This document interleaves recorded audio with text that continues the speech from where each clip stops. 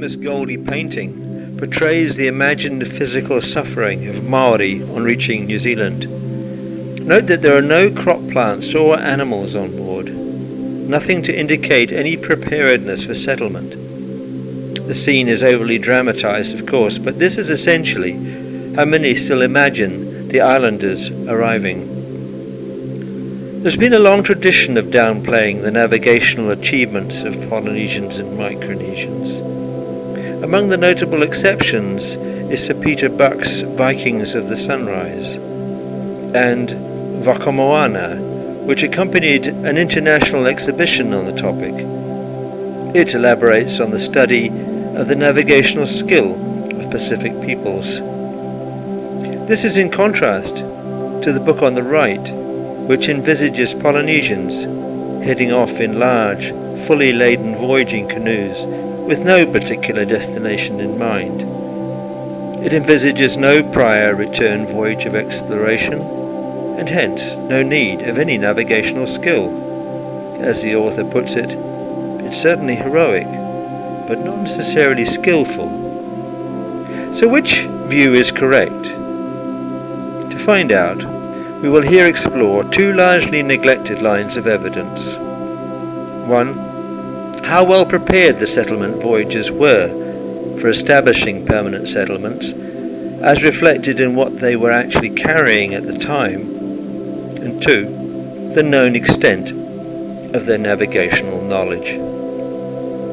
So what did the islanders bring with them? Besides water and provisions sufficient for long voyages of up to a month or more, the islanders of the Pacific took a huge range of planting material. Over 40 crops were introduced to Tahiti alone, and some 25 of these were transported as far as the Hawaiian Islands. Almost every one of these crops originates in Asia, which constitutes one of the many clues as to where the islanders themselves originate. Such crops include fruit trees like mica, the banana, and feki, the mountain banana, kahika, or Malay apple, and the V apple, or Polynesian plum, and kuru, or breadfruit. Also nut trees like ihi, the Tahitian chestnut, and tutui, or candle nut, and of course niu, coconut, the most important crop of all. Although this palm does occur naturally on many of the islands, a superior variety was distributed aboard the canoes for its sweet white flesh, fibre for rope, its hard shells for containers, and fronds for roofing. They also carried the seeds of gourds and melons, the hui or bottle gourd, hui aroro or Polynesian wax gourd, and atiu, the early melon, and stem cuttings of plants like tō, sugarcane, and tea, Pacific cabbage tree, and sections of rhizome of plants like renga, turmeric, and avapuhi, shampoo ginger, seeds of the flowers that they would wear in their hair or behind the ears, including kaute or hibiscus, tiare, gardenia, and ophai, sespania. The seeds of timber trees like toa or ironwood and tamanu for spears and canoe building.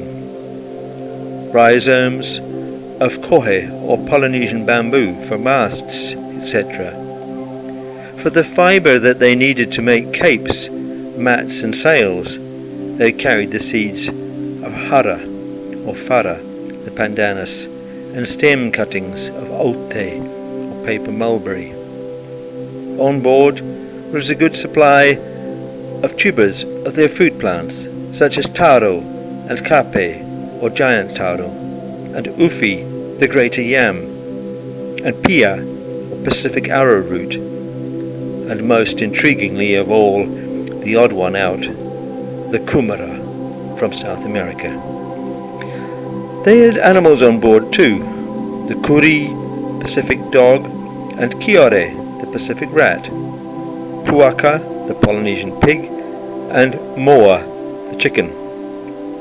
Although many Europeans imagined that they had discovered an idyllic Pacific paradise where castaways had been blessed by a bountiful providence of nature, the reality is that seeds, tubers and cuttings for all these crops had been painstakingly selected for transport throughout much of the tropics, where they had been skillfully nurtured for centuries before they themselves had arrived. To do the same in New Zealand would be a challenge. It lay well outside the climatic region in which many of these crops would grow. Although most were probably trialled here, only 6 were to thrive through to the time when Europeans arrived.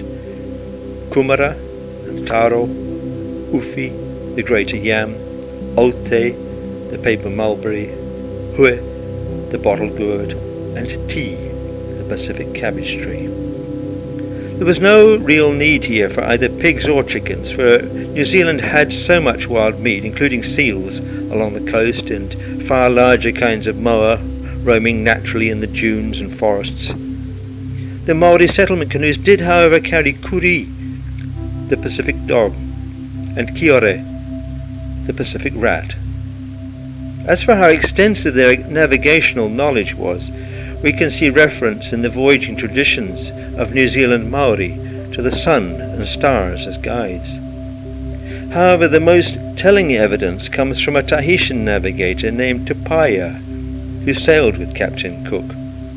To Cook's astonishment, Puaka demonstrated his ability to point accurately in the direction of Tahiti again and again, even nearly a year after leaving his home island, having by then sailed around New Zealand and up the east coast of Australia to Indonesia, changing course many, many times over a distance of some 11,000 kilometers.